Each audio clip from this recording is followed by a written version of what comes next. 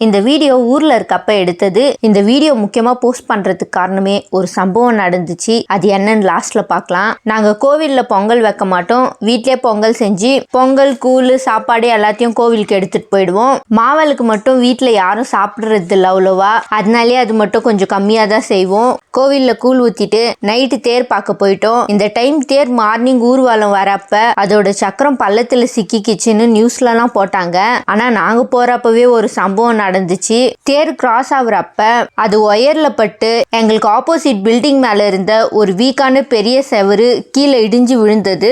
அங்க நிறைய ஜனங்க வேற இருந்தாங்க. அந்த செவுரு விழுற இடத்துல ஒரு ஷீட் இருந்ததுனால யாருக்கும் எதுவும் ஆகல. அந்த செவுரு இடிஞ்சு விழுறப்ப நாங்கெல்லாம் நின்று பார்த்துட்டு தான் இருந்தோம். எல்லாரும் கத்திட்டு இருந்தாங்க ஜாக்கிரதைன்னு சொல்லி. அந்த ஷீட் மட்டும் இல்லைன்னா அங்க இருக்கவங்க மேலதான் விழுந்திருக்கும். கூட்டமா இருந்தாலே ஆபத்து எல்லா சைட்ல இருந்தும் வருது. அது மாதிரி தான் ஆர்சிபி விக்டரி பரைட்லயும் நேற்று நடந்திருக்கு.